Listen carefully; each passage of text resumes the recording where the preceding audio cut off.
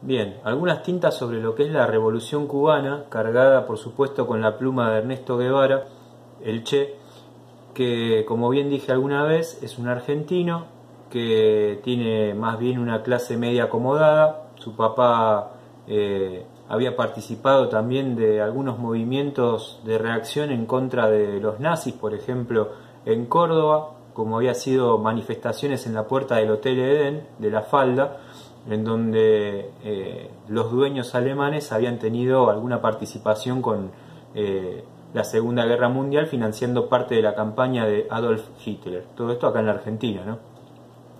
Bueno, Ernesto nace en esa familia de clase media más bien acomodada, por deporte rugby, que le gustaba mucho el tema de los viajes, ¿sí? Pero que principalmente contaba con una cuestión: era asmático. En estos viajes que él va a realizar a lo largo de su vida, de lo previo a lo que había sido la guerrilla comunista en Cuba, Guevara se va a adentrar en lo que es la cuestión social de América Latina, en recorridos en moto que va a realizar, entre otros con Granados, que van a recorrer, por supuesto, distintos países de Latinoamérica, y en donde van a encontrar, como decía antes, algunos condicionamientos que se han hecho en cuanto a su vida también desde el aspecto de la investigación, del relato periodístico. Guevara, como les dejé la otra vez el diario, era un gran relator de sus propias reflexiones, ¿no? Y en ese sentido, un gran relator de las fuertes condiciones que existían en América respecto de una clase dominante sobre otra, y del poderío que implicaba el imperialismo de Norteamérica por sobre, como decíamos antes, América. En ese sentido hay que recordar que Martí hablaba de neocolonialismo por parte de los yanquis, como se les llamaban, hacia gran parte de América, pero por sobre todo la isla de Cuba, que Fidel va a explicar muy bien en cuanto a el beneficio que obtenía Norteamérica en cuanto a las plantaciones de azúcar que salían de Cuba, entre otras cosas, ¿no? Hasta acá la visión de un Guevara que se va a encontrar con Fidel Castro en México, y que allí se va a embarcar en lo que es la Revolución Cubana como médico. Hasta ahí la imagen de un Che Guevara, ¿sí? De una que todavía no se había transformado en el Che que todos y todas conocemos. Hasta ahí la figura de un Guevara que está conociendo de algún modo los entramados que están funcionando por dentro de una América hasta hacía muy poco tiempo desconocida para él, y que en esos fuertes condicionamientos sociales que él va encontrando se empieza a generar ese despertar de lucha, que uno cuando dice ese despertar de lucha, bueno, y evidentemente también viene arraigado por otras cuestiones, ¿no? Como decíamos, su padre había sido de alguna manera un activista por esta causa antinazi, si se quiere. A partir de estas, de vuelta, construcciones sociales que va haciendo Guevara a lo largo de sus viajes, va reconociendo distintos aspectos de lo que son los beneficios, bondades de América hacia países potencia. Y esto lo lleva a que en su encuentro con Fidel Castro y la necesidad de la Revolución Cubana, Guevara se conoce por medio de Raúl, la necesidad de la Revolución Cubana de contar con un médico antes de embarcarse en el Granma. Fidel, por supuesto, convence a Guevara y bueno, se lanzan a conquistar la isla, ¿sí? A darle el golpe definitivo a un gobierno de Batista que, si bien ya venía golpeado, todavía se encontraba con mucha resistencia, porque Estados Unidos seguía sosteniéndolo, ¿no? Estados Unidos necesitaba de alguna manera generar un dominio directo por sobre no solo la isla de Cuba, sino también sobre América, y en ese contexto después vamos a ver lo que pasa entre los 60s y los 70s. La guerrilla cubana implicó para América Latina en general, dominada por estos intereses, justamente una revolución de ideales. Cuando Guevara, luego de generar algún tipo de reforma en lo que es Cuba, del famoso discurso en la ONU, cuando Guevara decide lanzarse a su propia empresa revolucionaria, primero va a pelear al Congo, ¿sí? Y allá va a armar a los congoleños y a enseñar y a generar dentro del aspecto guerrillero un frente de reacción, por supuesto, a los intereses, ¿no? Bueno, en ese marco de situación, Guevara cuando retorna tampoco ya era el mismo. Así como un viaje en moto le cambió también la perspectiva, ¿sí? Algo que igualmente contamos con los factores que había relatado anteriormente. Si bien esos viajes en moto le cambian bastante la perspectiva, el viaje al Congo también, ¿sí? Hay una frase de Guevara que se relata que es, a partir de que yo viajé, yo ya no era yo, ¿sí? Yo ya no era el mismo. Entonces, el viaje al Congo también representa un poco en esa figura de Guevara esa cuestión. ¿Cuál es la influencia de Guevara en América Latina? Bueno, particularmente la cuestión de las guerrillas que se van a empezar a desatar en este país. Además de una reunión muy importante con Frondizi, que va a tener con Frondizi, y que va a acarrearle grandes problemas al presidente de la nación argentina. Porque digamos que Frondizi venía de alguna manera negociando con los militares su presidencia, ¿sí? Saben ustedes que en ese momento los militares ejercían una fuerte presión sobre los presidentes argentinos, que vamos a retomar en breve, ¿sí? Entonces, a partir de allí se empieza a generar un contexto para Frondizi bastante particular. ¿Cómo? Te estás juntando con Guevara. Cuando se corrió la bola de que se habían juntado, ¿sí? Guevara, que justamente paraba en ese tiempo en el Hotel Edén, se tiene que fugar prácticamente de la Argentina. Bueno, en esa situación la influencia de Guevara, ¿sí? Era bastante importante, porque empezaba a generar dentro de América Latina ya un movimiento de discordia muy interesante, ¿sí? Muchos de los jóvenes y las jóvenes que participaban de alguna acción de rebeldía, influidos e influidas por la fuerza guevarista, se empiezan a instruir un poco más en el sentido del comunismo, en el sentido del marxismo, pero con Guevara como bandera. Entonces imagínense que todo eso va generando en torno a su figura, insisto en el discurso de la ONU porque fue un discurso conciso, fuerte, duro, ¿sí? Que planteó sobre los ideales del comunismo también un cambio de paradigma. Cuando hablamos de este contorno de su figura, estamos hablando también de el despertar de una fuerza que al momento de su muerte, cuando muera heroicamente en Bolivia, ¿sí? Heroicamente reconocido desde los jóvenes y las jóvenes que lo empezaban a seguir, desde los adultos y adultas que lo empezaban a seguir, desde los distintos movimientos que lo empezaban a construir. Cuando Che Guevara muere, se muere la bandera, y la bandera se transforma en más banderas, y la cara se transforma en remeras, y el ideal de lucha ya no pasa a ser solamente el comunismo, también pasa a ser la bandera de Guevara. Entonces en las universidades también se empieza a dar un movimiento guevarista que implica, por supuesto, construir un orden de rebeldía ante un Estado bastante opresor, porque estamos hablando en el caso particular de la Argentina de un Estado, si bien gobernado por alguna democracia como va a ser la de Frondizi o la de Ilía, también son democracias sostenidas por los militares, que en cuanto había un movimiento de acción hacia el retorno del peronismo a las urnas, por ejemplo, o juntarse con Guevara, por ejemplo, se autogeneraba un golpe de Estado. Entonces, por eso la gran influencia de los militares y la gran fuerza de respuesta en torno a la bandera y la figura de Guevara.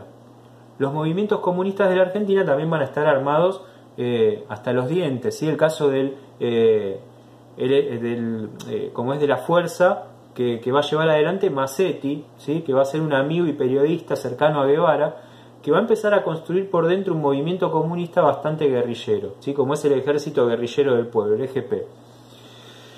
Entonces, en ese marco de cuestión, ¿sí? La teoría guevarista, que es lo que yo hablaba el otro día, empieza a formar una manera de reacción en la Argentina. ¿Por qué digo la teoría guevarista? Porque Guevara era un gran escritor encima. Y toda esa teoría que él desarrollaba, como por ejemplo la teoría del latifundio, la teoría del imperialismo, la teoría de la respuesta comunista, por qué eran marxistas-leninistas, por qué la revolución cubana había triunfado en Cuba y cuáles eran las bondades de Fidel. Guevara empezó a elaborar todo un proceso teórico de un argentino que estaba en una pequeña islita de América Latina y que le había generado un dolor de cabeza enorme a los Estados Unidos, incluso repeliendo las mismas fuerzas norteamericanas que habían formado guerrilleros de contraposición a Fidel Castro y que se habían tenido que ir por donde habían ido, ¿sí? Porque ahí está el desastre de Bahía de los Cochinos, y que encima de todo tranza con Rusia, con la Unión Soviética, ponerle unos misiles que le apunten directamente a la isla. A lo cual, cuando Cuba se vea restringida de esa posición de sostener la paz entre Rusia y los Estados Unidos, Guevara va a decir: Rusia nos traicionó. Eso ya genera un cortocircuito con Fidel también. Más allá de que, por supuesto, Guevara se empieza como a cortar un poco más solitariamente en este pensamiento de la guerrilla. Guevara entendía que la revolución tenía que seguir, no quedarse solamente en Cuba. Y Fidel entendía que no, que tenía que quedarse en Cuba. A cuestión de esto que estoy diciendo, tenemos por acá algo que les quería leer. Pese a no responder al perfil del enemigo interno que describían funcionarios del gobierno militar en sus discursos, el militante comunista dirigido por Cuba o la Unión Soviética que orientaba sus acciones a la toma del poder. Las organizaciones movilizadas en el periodo 67-71 fueron consideradas una amenaza al statu quo en cuanto constituyeron un serio obstáculo al proyecto desarrollista que los militares en el poder buscaban imponer. Un modelo desarrollista que va a tener en Frondizi un exponente, pero que realmente no va a llegar a demasiado, porque Frondizi a la vez está desobedeciendo algunas órdenes del ejército. Carentes de poder de fuego, fue el tipo de vínculos sociales y políticos que unió a estas organizaciones lo que les confirió peligrosidad. Nos proponemos aportar elementos que demuestren que fue la autonomía respecto del Estado y la capacidad de articular diversos sectores lo que hizo de estos sindicatos y gremios el blanco que había que perseguir y eliminar. Como el Estado no podía confluir bajo sus ideas a estos sendos movimientos disidentes que se van a transformar en guerrillas en lo posterior, algunos, no todos, comienzan a perseguir y a eliminar, ¿sí?, en un contexto de una Argentina bastante violenta, que después va a terminar confluyendo en el golpe de Estado de 1976. La presencia de un foco guerrillero, profetizaba Guevara, en una montaña cualquiera, en un país con ciudades populosas, mantiene perenne el foco de rebelión, pues es muy difícil que los poderes represivos puedan rápidamente y aún en el curso de años liquidar guerrillas con bases sociales asentadas en el territorio, favorable a la lucha guerrillera. Que eso es lo que quería conformar con Massetti en la Argentina. De alguna manera, una teoría de focos guerrilleros, ¿sí?, con fuerte índole social, como había pasado en Cuba. Cuba, recuerden que habían bajado entre 12 y 15 guerrilleros, terminan convenciendo a los campesinos y a las campesinas, poquitas, que se empezaban a sumar a lo que era la revolución cubana, de que la revolución era social, y no fue ni más ni menos que eso, ¿sí? Fue una revolución también de la sociedad cubana, que había sido oprimida desde 1895 y antes también por distintas fuerzas colonialistas. Entonces ahí se encuentra radicado el germen y la teoría de la revolución cubana.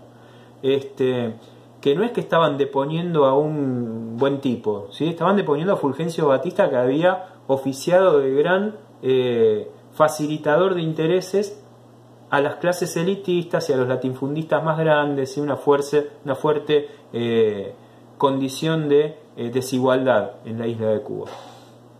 Que más allá de eso, después tenemos que ver cómo los contrarrevolucionarios generan también su propia teoría del asunto, diciendo que bueno, que Fidel en realidad era una traición a la isla de Cuba, y cómo organizados por los Estados Unidos van a llevar adelante estos movimientos que terminan en desastre, porque si algo tenía la revolución cubana era una capacidad de ver un poco más allá cómo estaban funcionando algunos arquetipos, y en eso Fidel les va a implantar a los norteamericanos sus propios espías, y va a desbaratar de esa manera cualquier situación contractual, como pasó por ejemplo con las bombas que fueron poniendo en hoteles turísticos a fin de generarle a Cuba un rompimiento económico con el turismo, ¿sí?, lo cual no llevó a ningún puerto, ¿sí?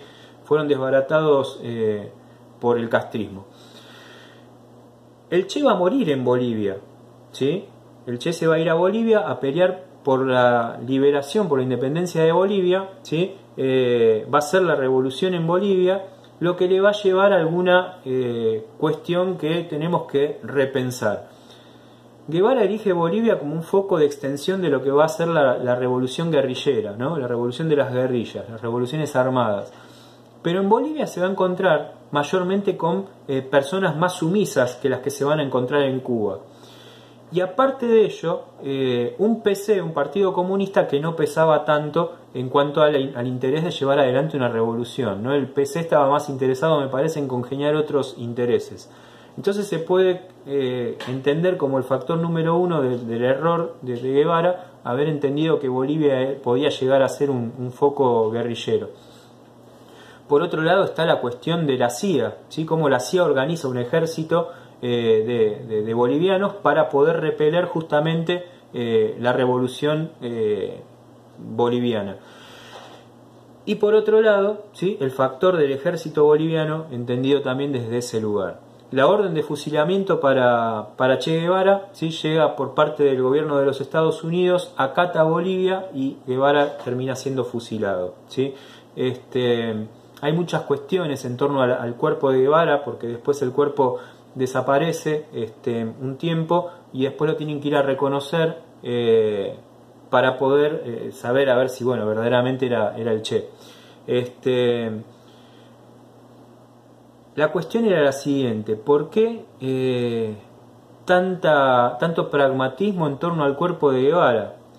Estábamos diciendo que la figura de Guevara se transforma en bandera, que Guevara se transforma en la bandera de los movimientos de resistencia al poder, ¿no? Más allá de las ideas, ¿no?, contrarias que uno pueda tener, la teoría dice que Guevara se transforma en bandera porque lo hemos visto hasta el día de hoy. Eso significa algo, significa que alguien encontró en su imagen, por supuesto, esa condición. Aparte de que era muy factible también ver al Che trabajando a la par, ¿no? Y por otro lado, también hay que hablar de que el pensamiento cerrado, pequeño que tenían en ese momento, decía que si desaparecían el cuerpo, bueno, lo más probable es que no se transformara en un hito, ¿sí? Y que todos de alguna manera percibieran el terror de lo que era meterse en este tipo de cuestiones. Y en realidad el efecto era el contrario, y ya había pasado con Evita en la Argentina. Cuando intentan desaparecer el cuerpo de Eva Perón, que va a aparecer mucho tiempo después de su muerte, cuando desaparecen el cuerpo, Evita ya se había vuelto bandera hacía mucho tiempo. Y su desaparición la termina generando como una heroína, ¿sí? Genera una heroína, genera un misticismo de su muerte que hasta la llaman Santa Evita. Con Guevara pasa lo mismo. Intentar desaparecer el cuerpo de Guevara termina generando un movimiento súper contrario que, además de ser una bandera, es un líder en vida prácticamente. Porque los ideales de Guevara son más leídos, las banderas de Guevara son más reproducidas, todos los movimientos de resistencia llevaban la cara de Guevara. Y los focos de resistencia de la Argentina, los movimientos guerrilleros también, se van a embanderar algunos detrás de la teoría de Guevara, intentando hacer de eso una pedagogía. Entonces muchos de los que después van a participar del PRT-ERP también van a encontrar un lugar que el Estado no les estaba dando. Entonces dicen, uy, mira, estos me reciben, me explican, me enseñan, me dan libros, tomamos mate, la pasamos bien. Recuerden lo que había pasado con Mao, cómo se había generado un movimiento alrededor de Mao también en torno a la figura paternalista que tenía Mao, ¿no? Con los campesinos. Entonces los campesinos se aliaban, porque si el partido nacionalista me terminaba generando latigazos para que yo trabaje de manera autoritaria, estos vienen y me dicen, tómate un mate, a ver, charlemos de teorías, hablemos de... Entonces muchos de condiciones sociales bajas, estudiantes, etcétera, se van a aliar también por el solo hecho de tener un lugar de participación en estos espacios de guerrilla, en estos espacios políticos que no dejan de serlo. Entonces ahí vamos a tener movimientos moderados y movimientos guerrilleros. La Argentina violenta se enfoca justamente en esto. y ahí tenemos la verdadera relación entre la Revolución Cubana, la figura de Guevara y la Argentina, con un factor que es Massetti también, que ha conformado de alguna manera fuertemente alguna idea. Entonces ahí tenemos la verdadera